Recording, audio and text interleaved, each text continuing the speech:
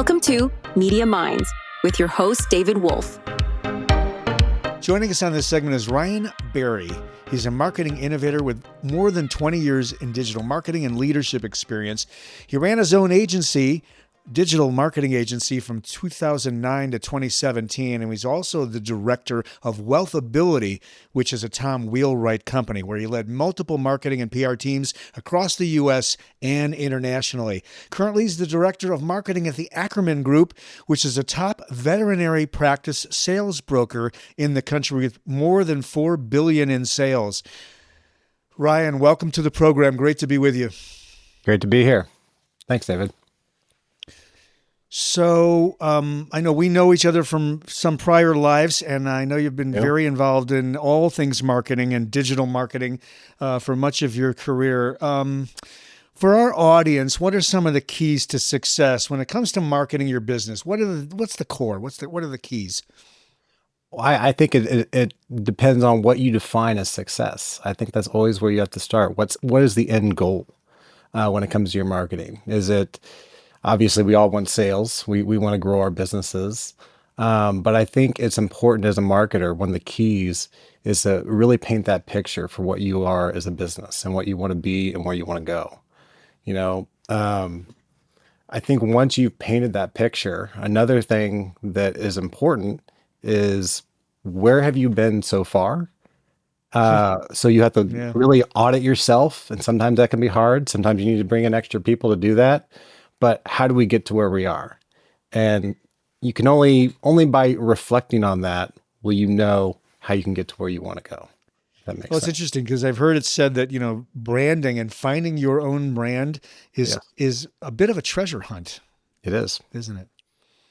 Yeah. So this idea of going backwards. Yeah. Well, I'm just saying it requires to really, what I've found is you have to be a little bit of a detective. You have to track down, because what you think was a success may not be a success. What you think worked in marketing, you have to really track down that data, and sometimes you have to hunt and peck for it, and sometimes it's just it hits you in the face. It's right. It's harder to measure marketing of efficacy, isn't it? Because it's branding. It's not transactional. It's not really about unit sales, right? It's a little more amorphous, yes? Or are there ways we can get to that? It sounds like there are.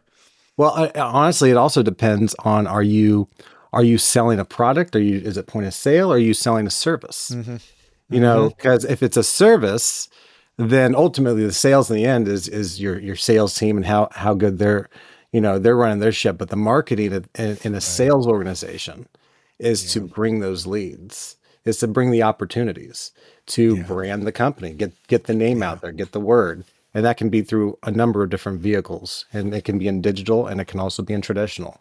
It depends. And you've worked in your career, you've worked in traditional as well as digital across your career, right? Yeah. Okay. Yeah. All right. So this is a great pivot because, of course, I'm speaking to the choir here, but there are so many channels that we can do marketing on.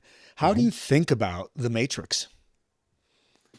I think honestly, it changes over time. As we've seen way back in the day, everybody would do, direct mail campaigns, or they just do, advertising on TV, and then it would morph into the internet, and everybody had to have a website, and then things come around, and what I found is I'm still doing some direct mail pieces. You have to have that, integrated approach. But you do traditional. There's lots of conferences. Some businesses, especially service-based businesses, meet all of their customers at conferences. Yep. There's so many different mediums. There's so many different types of businesses. But that's where the detectiveness comes in. That depends on what kind of brand you want to build too. Right. Unpack the Ackerman Group a little bit for us, a top veterinarian practice sales broker. So they facilitate the sales or acquisition of veterinarian practices and consolidate them. Is that fair? Or they just facilitate the sales from party to party?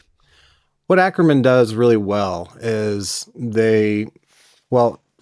look at an example. You might have a a veterinary practice owner. They've been in it for years and years and years. They've had a team of vets that work with them and that they're passionate about. Any business owner is going to be passionate about their business, and they want to know that when we all have to retire someday, or we would like to.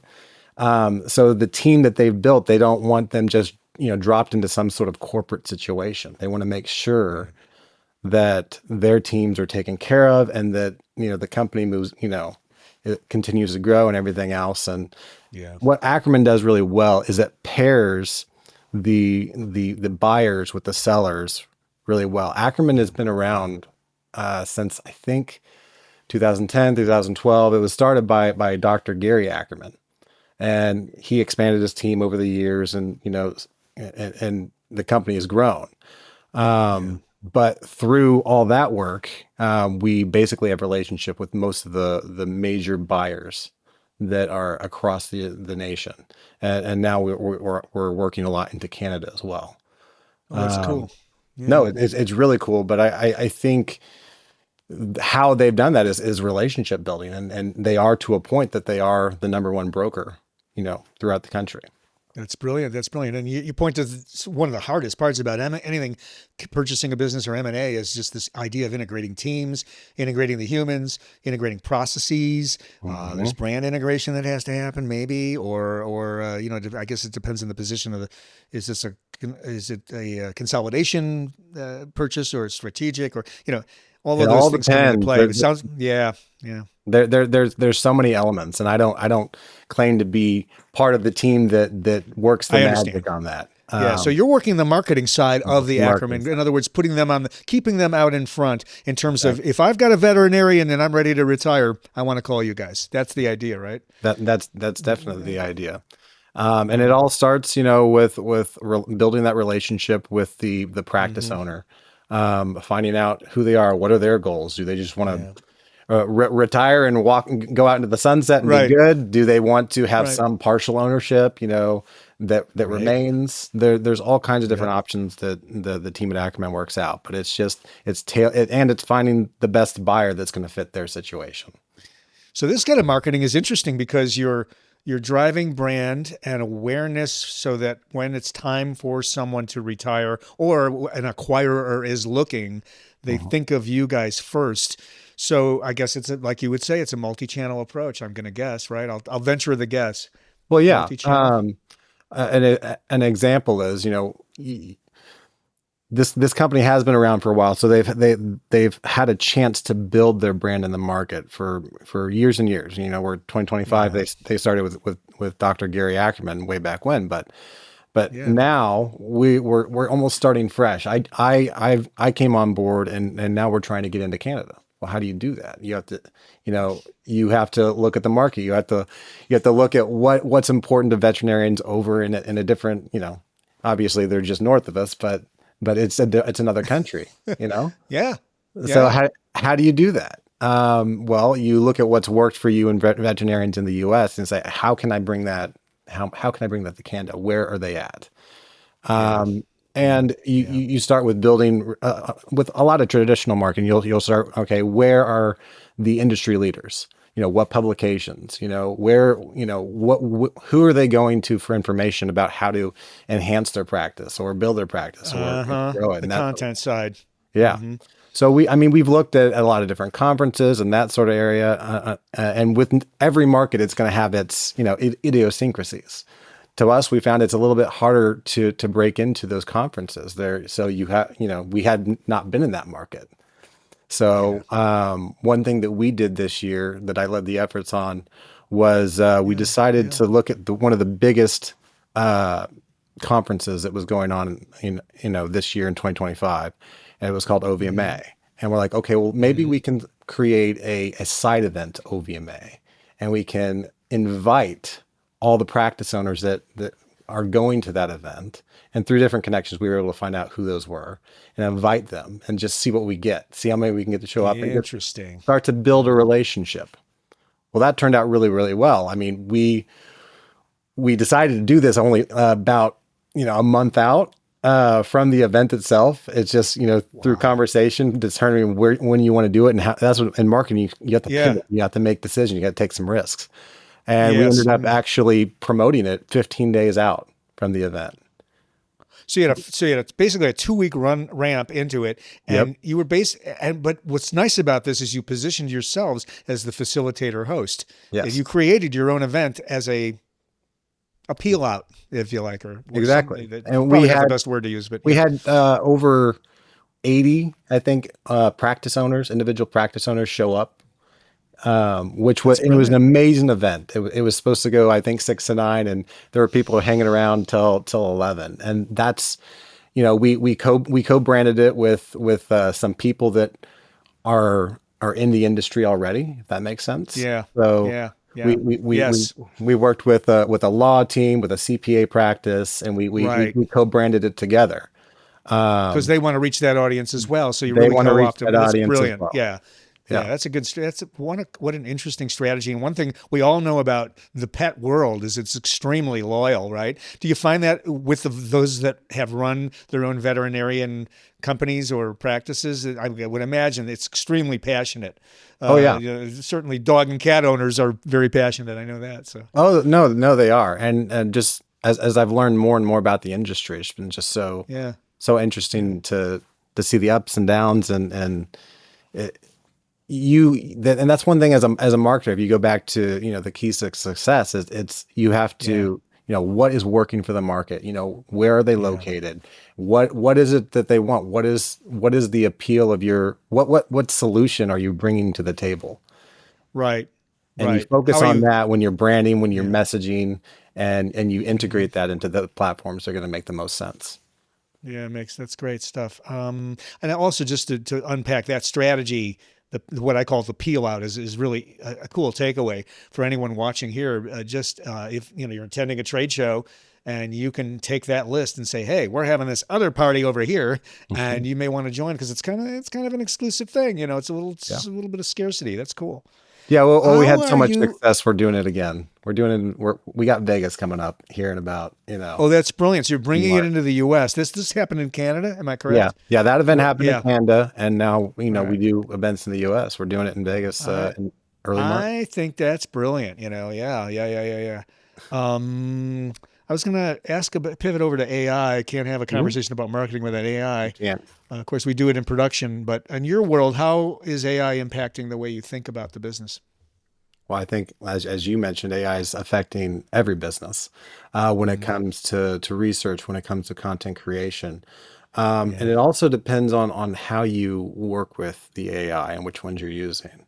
Obviously, the most well-known is probably ChatGPT. But there's so many different ones. And are you using it for writing? Are you using it for doing tasks? And then how are you integrating it? I think the ways that I've had the most success with AI is kind of creepy, but talking to it like an assistant, telling it, giving it all the details, and the more that you can feed into the machine with the details of what you're trying to accomplish and the data behind it, the more that you're going to get out of it. So I think you typically use it for content creation? Is that you use it for? You're talking about the prompt, the quality of the prompt there. The quality of the prompts, but yes and no for content creation. Okay. If you want really, really good content, obviously a lot of research goes into that. A lot of personal experience goes into that. But it can get you started. You don't have to do as much legwork when you got the AI, and you can generate something, and it can spark ideas. There's so many things that it puts out, and it's never perfect. It hasn't got to that point yet. Not that it won't, but there's something different, coming from a human than coming from a machine. Do you guys use it for, do you do lead? This isn't really so much marketing. Maybe it's more a sales engine, but do you use AI or those kinds of tools for lead generation to get to the, I know a lot of people do discovery call, if you like. They'll do it for bots. They're doing it, and we don't do that. Not at Ackerman Group. We haven't found the need to. There's a lot of businesses that do it. It depends on if it makes sense for your industry and for what you're doing. Right. But it just doesn't for us, you know. It makes sense to me just thinking about it, not knowing a lot about your industry, but we touched on it earlier. It's a relationship building endeavor. I Yeah, mean, selling your business is a big deal from an it is. emotional standpoint, from a life cycle standpoint, and you got to be talking to humans, and you really have to have that human touch. You And do. we've thought about these things, but Ryan, in our business as well, where we have, we are positioned as kind of a high touch, white glove kind of highly engaged team, and Mhm. the notion of sending bots out to schedule calls seems to run very counter. So these are the kinds of decisions you have to make as a marketer. I think a more transactional business, it might work well, but in yours, I can see why it wouldn't be a I've fit. so I get into a lot of automation. I've Yeah. led development teams. I've looked at, Yeah. automating and using AI for different things. Uh, Yeah. and and I think that you can get to a point, for say social media or whatever, you can use the AI to help find opportunities if you wanted to. I don't need to do this in Ackerman, but you can build AI to connect and automation to connect to whatever platform. For the most part, most platforms have an API that you can hook into. Yeah. Yeah. And a lot of times I'll use Zapier or whatever to connect into these Right. these software programs, Yeah. Right. and you can use that to query or to look for the opportunities. But then you still have to have a human on the other side to determine what is a good opportunity. What does it look like? And you can help feed that. If you Yeah. could write scripts to feed that into your sales team. So there's smart ways that Yes. you can use it. And that's what I mean by everything is growing and changing and innovating. And Mm-hmm. there's tools out there now that probably can do that for you. You can write your own tools.